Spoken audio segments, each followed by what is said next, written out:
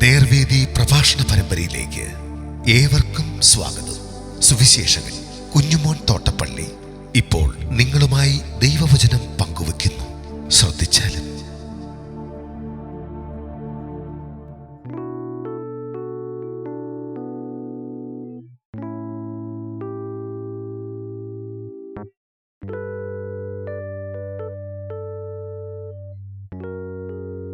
താലന്തിന്റെ ഉപമ.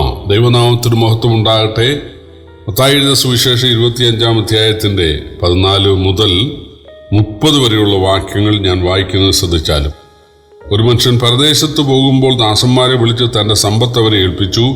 ഒരുവന് 5 താലന്ത്, ഒരുവന് 2, ഒരുവന് 1, ഇങ്ങനെ ഓരോരുത്തരും അവനവന്റെ പ്രാപ്തി പോലെ കൊടുത്തു യാത്ര പുറപ്പെട്ടു. 5 താലന്ത് ലഭിച്ചവൻ ഉടനെ ചെന്ന് വ്യാപാരം ചെയ്ത് വേറെ 5 താലന്ത് സമ്പാദിച്ചു. അങ്ങനെ തന്നെ 2 താലന്ത് ലഭിച്ചവൻ വേറെ 2 നേടി. 1 ലഭിച്ചവനോ പോയി നിലത്തൊരു കുഴി കുഴിച്ച് യജമാന്റെ ദ്രവ്യം മറച്ചുവെച്ചു. വളരെ കാലം കഴിഞ്ഞിട്ട് ആ ദാസന്മാരുടെ യജമാനൻ വന്ന് അവരുമായി കണക്ക് തീർത്തു. 5 താലന്ത് ലഭിച്ചവൻ അടുക്ക വന്നു വേറെ 5 കൂടെ കൊണ്ടുവന്നു. യജമാനെ 5 താലന്തൊന്നല്ലേ ഏൽപ്പിച്ചത്, ഞാൻ 5 താലന്ത് കൂടെ നേടിയിരിക്കുന്നു എന്ന് പറഞ്ഞു. അതിന് യജമാനൻ, നന്ന് നല്ലവനും വിശ്വസ്തനുമായ ദാസനെ, നീ അല്പത്തിൽ വിശ്വസ്തനായിരുന്നു, ഞാൻ നിന്നെ അധികത്തിന് വിചാരകനാക്കും, നിന്റെ യജമാനന്റെ സന്തോഷത്തിലേക്ക് പ്രവേശിക്ക എന്ന് അവനോട് പറഞ്ഞു. 2 താലന്ത് ലഭിച്ചവനും അടുക്കെ വന്ന്, യജമാനനെ 2 താലന്തല്ലോ എന്നെ ഏൽപ്പിച്ചത്, ഞാൻ 2 താലന്ത് കൂടെ നേടിയിരിക്കുന്നു എന്ന് പറഞ്ഞു. അതിന് യജമാനൻ, നന്ന് നല്ലവനും വിശ്വസ്തനുമായ ദാസനെ, നീ അല്പത്തിൽ വിശ്വസ്തനായിരുന്നു, ഞാൻ നിന്നെ അധികത്തിന് വിചാരകനാക്കും, നിന്റെ യജമാന്റെ സന്തോഷത്തിലേക്ക് പ്രവേശിക്ക എന്നവനോട് പറഞ്ഞു.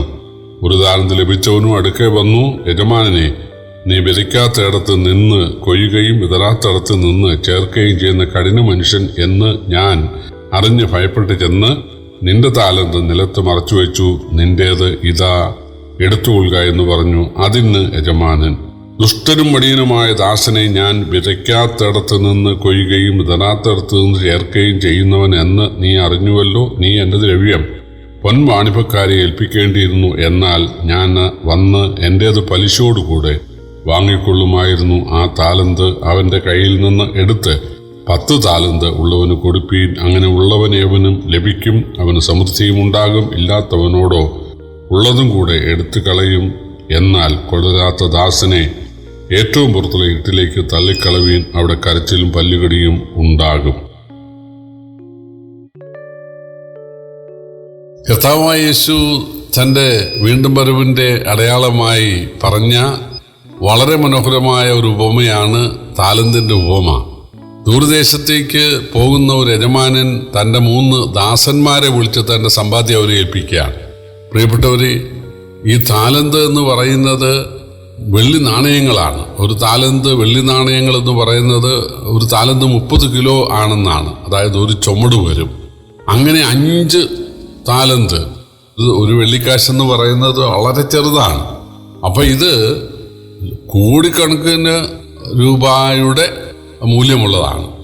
അത് ദാസന്മാരെ ഏൽപ്പിക്കുമോ? അതാണ് യേശുവിൻ്റെ പ്രത്യേകത. യേശു തൻ്റെ അപ്പോസ്തലന്മാരായ തെരഞ്ഞെടുത്തതൊക്കെ മീൻപിടുത്തക്കാരായ നിരക്ഷരകുക്ഷികളായ സാധാരണക്കാരെ ആയിരുന്നു. യേശു തൻ്റെ 1-ാമത്തെ പ്രസംഗത്തിൽ നസറത്തിലെ പള്ളിയിൽ പറഞ്ഞ് ദരിദ്രരോട് സുവിശേഷം അറിയിക്കാൻ കർത്താവിനെ അഭിഷേകം ചെയ്തുവെന്നാണ്.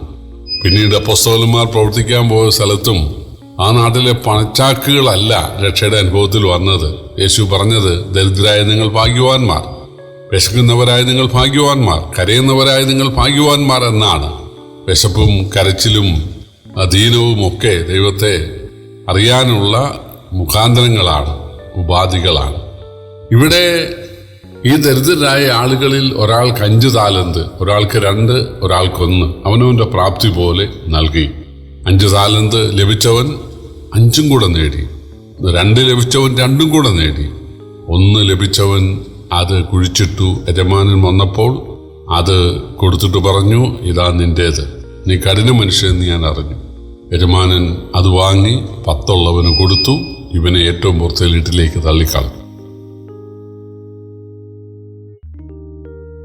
പ്രിയപ്പെട്ടവരെ, ദൈവം നമ്മെക്കുറിച്ച് ആഗ്രഹിക്കുന്നത് കർത്താവിൻ്റെ ധനം, അത് ദൈവവചനമാണ്. ആ ദൈവവചനം അത് മുത്താണ്, അല്ലെങ്കിൽ അത് രത്നമാണ്, അത് വിലയേറിയതാണ്. അത് മറ്റുള്ളവർക്ക് പകർന്നു കൊടുക്കുക.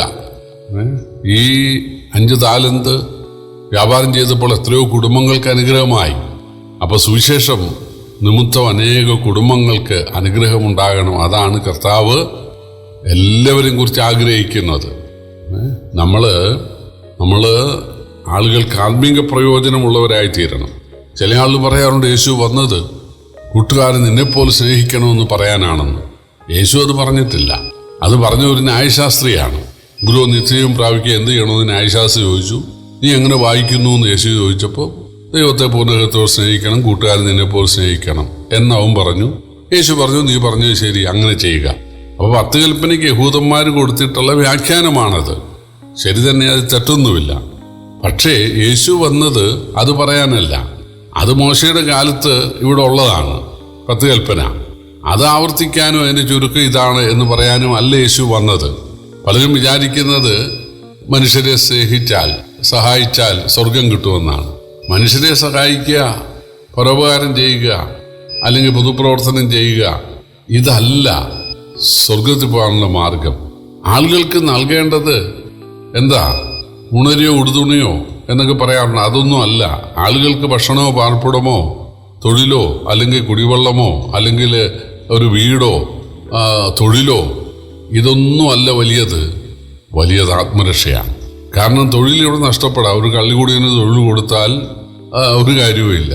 അതുപോലെ ഒരു പോക്സോ കേസുകാരന് അല്ലെങ്കിൽ ഒരു കാപ്പാക്കാരന് നല്ല വീട് ഉണ്ട് ഒരുത്തന്, പക്ഷെ കാപ്പ ചുമത്തപ്പെട്ടാൽ ആ വീട്ടിൽ അവൻ പാർക്കാൻ പറ്റില്ല, നാട്ടിൽ നിൽക്കാനൊക്കത്തില്ല. ശരിയല്ലേ? അപ്പോൾ വീടല്ല വലിയത്, പണമല്ല വലിയത്, തൊഴിലല്ല വലിയത്, ദൈവമാണ് വലിയത്.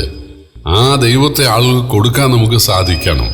പ്രിയപ്പെട്ടവർ, യേശുവിനെ രക്ഷകനായി സ്വീകരിക്കുന്ന ആളുകൾക്ക് തീർച്ചയായിട്ടും ദൈവത്തെ കൊടുക്കാനായി സാധിക്കും. ആത്മരക്ഷ ആളുകൾക്ക് നൽകാൻ സാധിക്കും. അങ്ങനെ നിത്യത അവർക്ക് നൽകാൻ സാധിക്കും. അതാണ് നമ്മളെ എല്ലാവരും കുറിച്ച് കർത്താവ് ആഗ്രഹിക്കുന്നത്. എല്ലാവരും ഒരേ നിലയിലായിരിക്കില്ലെന്ന് മാത്രം. എന്നാൽ ഒരു മനുഷ്യൻ അവന് ദൈവം നൽകിയ ആ സാധ്യതകൾ പ്രയോജനപ്പെടുത്താതെ എല്ലാം കുഴിച്ചു മൂടി അവനെ ഇരുട്ടിലേക്ക് തള്ളുകയാണ്. യേശുവിനെ രക്ഷകനായി സ്വീകരിച്ച് യേശുവിനായി അല്ലെങ്കിൽ ദൈവത്തിനായി പ്രവർത്തിക്കാൻ നമുക്ക് സാധിക്കണം. ആളുകൾക്ക് ദൈവത്തെ പകർന്നു കൊടുക്കാൻ നമുക്ക് സാധിക്കണം. എങ്കിൽ അതിൻ്റെ അനുഗ്രഹവും നന്മയും വളരെ വലിയതാണ്. അല്ലെങ്കിൽ അതിൻ്റെ ശിക്ഷയും അതിൻ്റെ ശാപവും വളരെ വലിയതാണ്. അതുകൊണ്ട് ആ ബുദ്ധിയുള്ള ആ 2 ദാസന്മാർ ചെയ്തതുപോലെ കർത്താവിനെ കൈക്കൊണ്ട് കർത്താവിനായിട്ട് കഴിവുകൾ പ്രയോജനപ്പെടുത്തി അനേക കുടുംബങ്ങൾക്ക് അനുഗ്രഹം നൽകുവാൻ ദൈവം നമ്മെ ഏവരെയും ഇതിനാൽ സഹായിക്കട്ടെ. കർത്താവിൻ്റെ വലിയൊരു നാമം വാഴ്ത്തപ്പെടുമാറാകട്ടെ.